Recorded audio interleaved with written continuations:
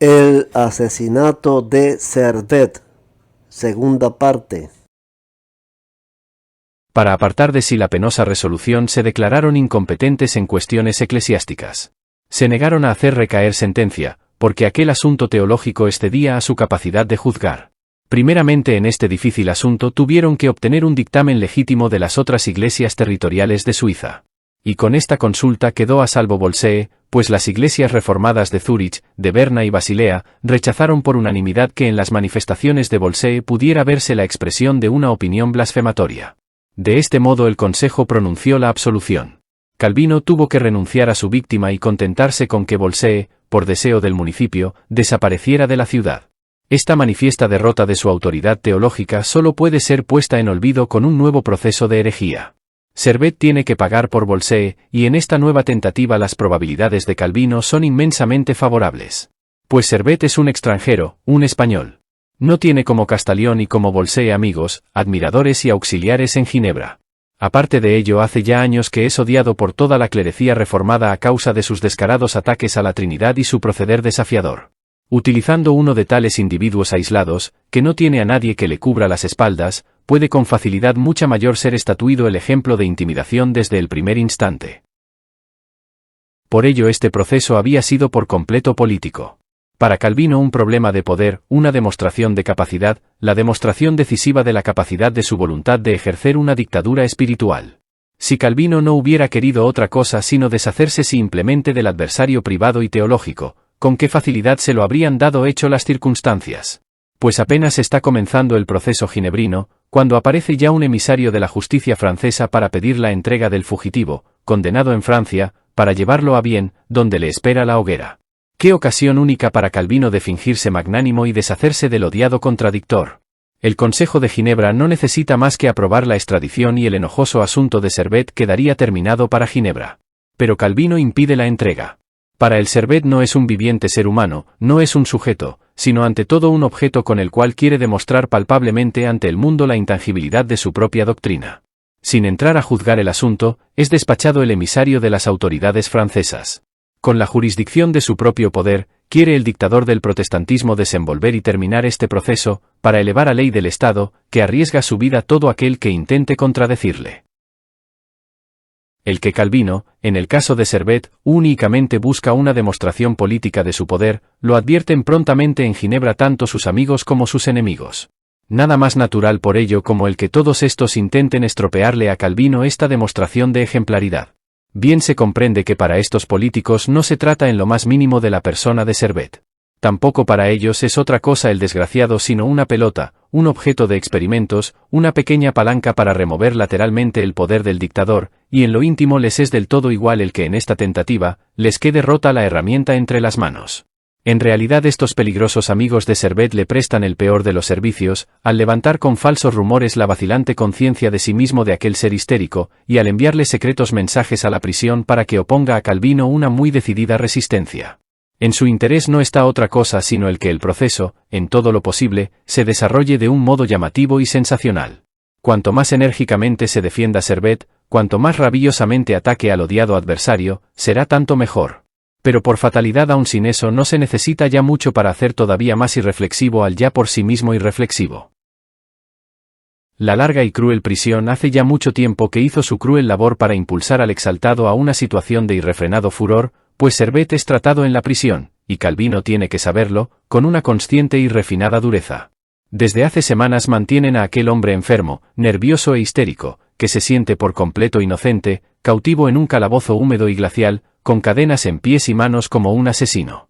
Podridas cuelgan de su helado cuerpo las piezas del traje, a pesar del cual no se le concede ninguna camisa limpia. Los más elementales mandamientos de la limpieza son desatendidos. A nadie le es lícito prestarle ni el más insignificante auxilio. En su miseria sin fondo se dirige Servet al Consejo en una carta conmovedora, en demanda de mayor humanidad. Las pulgas me devoran en vida, mis zapatos están destrozados, no tengo ya vestidos ni ropa blanca. Pero una mano secreta, cree uno conocer esta mano dura, que inhumana como un tornillo, va apretando y deshaciendo toda resistencia, aunque el Consejo dispone inmediatamente ante las quejas de Servet la supresión de tales anormalidades, impide todo mejoramiento de su suerte. Lo mismo que a un perro sarnoso en un montón de estiércol, siguen dejando que este osado pensador y sabio de espíritu libre continúe consumiéndose en su húmeda cueva. Y todavía de modo más espantoso resuenan pocas semanas después, en una segunda carta, los penetrantes gritos de angustia del que literalmente se ahoga en su propia basura. Os suplico por el amor de Cristo, que no me neguéis lo que otorgaríais a un turco y a un criminal. De todo lo que habéis ordenado para mantenerme limpio nada se ha cumplido. Estoy en una situación más lamentable que nunca. Es una gran crueldad que no se me dé ninguna posibilidad de remediar esta mi extremada miseria corporal. Pero nada es hecho. ¿Es pues un milagro que cada vez que se le saca de su empapada cueva estalle aquel hombre en ataques de una verdadera locura furiosa? Con cadenas en los pies y humillado con sus hediondos pingajos, es puesto delante del tribunal, sentado con su negra y bien cepillada ropa talar, frío y sereno, bien preparado y espiritualmente en reposo. El hombre con el cual quería comenzar él, una discusión, espíritu contra espíritu, letrado contra letrado, el cual ahora le trata y maltrata más enojosamente que a un asesino. No es inevitable que atormentado y hostigado por las más groseras y malignas preguntas e insinuaciones, que hasta se mezclan en su más secreta vida sexual, pierda todo sentido y prudencia, y por su parte asalte al atormentador de su alma con las más espantosas injurias? Febril por las noches su sueño, se echa al gañote del hombre a quien debe todas estas inhumanidades con palabras como estas: ¿es que niegas que eres un asesino? Te lo demostraré con tus acciones. En lo que a mí hace, estoy seguro de la justicia de mi causa y no temo a la muerte. Pero tú gritas como un ciego en el desierto porque el espíritu de la venganza abrasa tu corazón. Has mentido, ignorante calumniador. Espumajea en ti la cólera cuando persigues a alguien hasta la muerte. Quisiera que toda tu magia estuviera aún en el vientre de tu madre y me fuera dada ocasión para mostrar todos tus errores. En la sangrienta embriaguez de su furor, el desdichado Servet se olvida por completo de su propia impotencia. Haciendo resonar sus cadenas, con espumarajos en la boca, este hombre enfurecido exige del consejo que debe juzgarle, que en lugar de realizar tal labor, lance una sentencia contra el quebrantador del derecho, contra Calvino, contra el dictador de Ginebra. En ella, como mágico que es, no solo debe ser declarado culpable y condenado, sino también desterrado fuera de la ciudad y su hacienda debe serme adjudicada en compensación de la mía que he perdido por su culpa. Bien se comprende que ante tales palabras, ante el aspecto de tal figura, se apodere de los valientes consejeros un violento espanto. Este hombre flaco, lívido, extenuado, con su barba enmarañada y sucia, que con centelleantes ojos y acento extranjero arroja a borbotones, salvajemente, las más monstruosas acusaciones contra su cristiano jefe, tiene sin voluntad de los jueces que presentárseles como un poseído, un impulsado por Satán. De interrogatorio en interrogatorio la impresión va siendo más favorable. En realidad el proceso estaría ya ahora terminado y la condena de Servet sería inevitable. Pero los secretos enemigos de Calvino tienen todo su interés en alargar y retrasar el procedimiento, porque no quieren concederle a Calvino el triunfo de que su contradictor perezca bajo la ley. Aún otra vez intentan salvar a Servet, ofreciéndole solicitar, como en el caso de Bolsee, la opinión de los otros sínodos reformados suizos, animados por la secreta esperanza de que también esta vez en el último momento, le sería arrebatado a Calvino la víctima de su dogmatismo. Pero el mismo Calvino sabe demasiado bien que ahora en definitiva, de lo que se trata es de su propia autoridad. No va a dejar que por segunda vez jueguen con él. A tiempo bastante y con todo cuidado adopta sus medidas. Mientras su desdichada víctima se pudre indefensa entre sus cadenas, redacta misiva tras misiva a los directores de las iglesias de Zúrich, Basilea, Berna y Schaffhausen para influir anticipadamente en su respuesta. Envía mensajeros en todas direcciones, pone en movimiento a todos los amigos para amonestar a sus hermanos de cargo a fin de que no vayan a sustraer del justo castigo a un blasfemador hasta tal punto vituperable. Es de provecho para su unilateral influencia la circunstancia de que en el caso de Servet se trata de un perturbador conocido de la paz teológica, y que ya desde los días de Zwinglio y de Bucer el descarado español es odiado en el ámbito de toda la Iglesia suiza. En efecto, unánimemente declaran todos los sínodos de Suiza que las opiniones de Servet son erróneas y pecaminosas, y si bien tampoco ninguna de las 4 comunidades eclesiásticas pide abiertamente, o por lo menos aprueba, la pena de muerte, autorizan en principio todo empleo de severidad. Zúrich escribe: ¿qué castigo debe serle infligido a este hombre? Es cosa que dejamos a vuestra sabiduría. Berna invoca al Señor para que preste a los ginebrinos la sabiduría y la fuerza necesaria para que sirváis a vuestra iglesia y a las otras librándolas de esta peste. Pero esta indicación de un fuerte alejamiento está a la vez debilitada por la admonición de que sea realizado esto en tal forma, que al mismo tiempo nada se haga que pueda parecer impropio de una autoridad cristiana. Por ninguna parte se anima claramente a Calvino para una condena a muerte. No obstante, ya que las iglesias han aprobado el proceso contra Servet, aprobarán también según el sentir de Calvino lo restante, pues con sus ambiguas palabras le dejan libres las manos para cualquier resolución.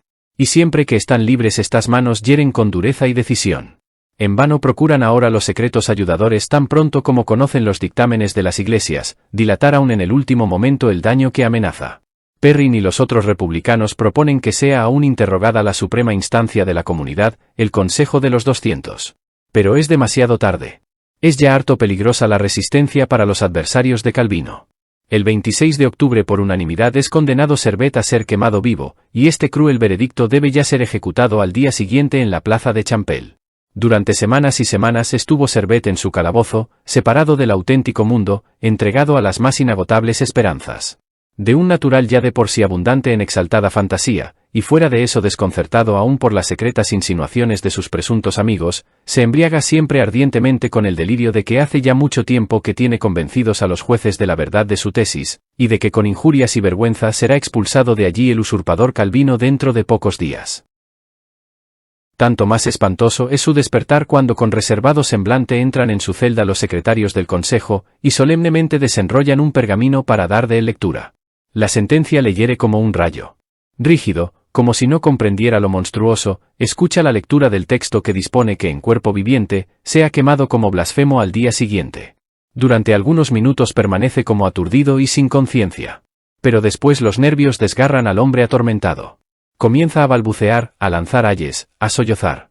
De modo retumbante brota de su garganta en su materna lengua española, el equivocado grito de espanto, misericordia. Hasta lo más hondo de sus raíces parece haber sido destrozada, con esta espantosa noticia, su soberbia hasta entonces enfermizamente tensa e hipertensa. Como un hombre deshecho, aniquilado, el desgraciado mira fijamente ante sí con ojos inmóviles y sin alma. Y ya se imaginan los pedantes pastores que ha llegado también la hora de obtener un triunfo eclesiástico sobre Servet, después de haber alcanzado el secular y de arrancar a su desesperación la voluntaria confesión de sus errores. Pero es asombroso, apenas a este hombre destrozado y ya casi extinguido se le toca a este íntimo punto de su fe, apenas se exige de él la retractación de su tesis, cuando la antigua obstinación alza llamas poderosas y soberbias.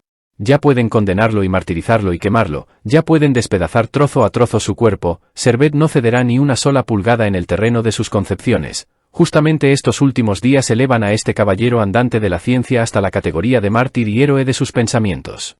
Ásperamente rechaza la insistencia de Farel, el cual llegó a toda prisa de Lausanne para celebrar el triunfo de Calvino, declara que una sentencia judicial terrena no puede nunca servir como prueba de si un hombre tiene o no razón en las cosas divinas. Asesinar no es convencer. No le han probado cosa alguna, solo se intenta matarlo. Ni con amenazas ni con promesas consigue Farel arrancar de la víctima, encadenada y ya próxima a la muerte, ni una sola palabra de retractación. Pero para probar de modo más visible que a pesar de su perseverancia en sus convicciones, no es un hereje sino un creyente cristiano y como tal obligado a reconciliarse hasta con el más mortal de sus enemigos, se declara Servet dispuesto, antes de su muerte, a recibir en su calabozo la visita de Calvino.